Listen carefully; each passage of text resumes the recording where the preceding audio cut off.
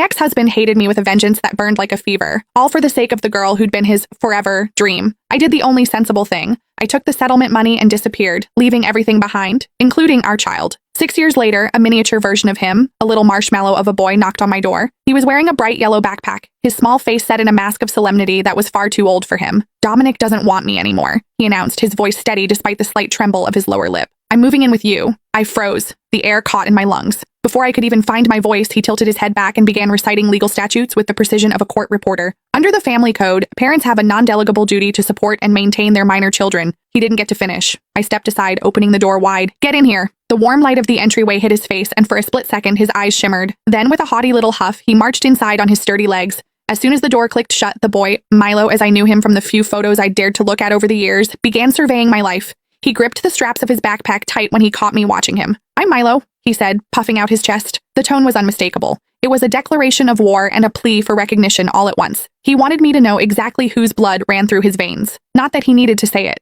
With that jawline and those piercing dark eyes, he was a carbon copy of Dominic. When I didn't immediately fall at his feet, he looked slightly deflated. He turned his head away, pouting. I took his backpack, hanging it on the hook by the door, and led him toward the bathroom. "Wash up. Dinner's almost ready." He gave a small, obedient nod.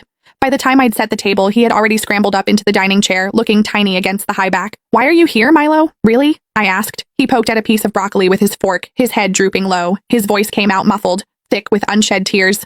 "We had a fight. He threw things. He told me to get out, told me never to come back to the estate again. A runaway." I remembered how fiercely the Thorne family had fought for custody, nearly burying me in lawsuits and threats of jail time just to keep me away from him. He was their crown prince. I figured Dominic was probably tearing the city apart looking for him right now. Watching him eat, a lump formed in my throat. I hadn't prepared for guests. It was just a simple stir-fry and soup. Milo was clearly a picky eater. He meticulously picked out every sliver of onion and carrot, but eventually, only the greens were left. He stared at them like they were poison, stole a quick glance at me, and then, with the dramatic resolve of a martyr, closed his eyes and swallowed them whole. The arrogant little prince who had walked in 10 minutes ago was gone, replaced by a kid who was trying so hard to be good that it broke my heart.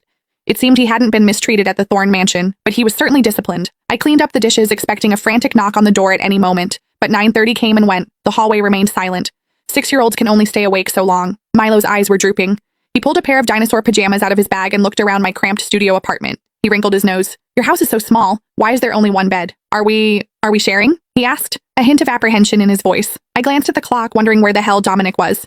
I sighed and nodded. "Yeah, we'll make it work for tonight." I expected a tantrum. Compared to the Thorne estate, this place was a glorified closet. Instead, Milo just bit his lip, a flash of something that looked suspiciously like relief crossing his face. He scrubbed his face, changed into his pajamas, and climbed under the covers. Just like at dinner, he was playing the part of the perfect guest.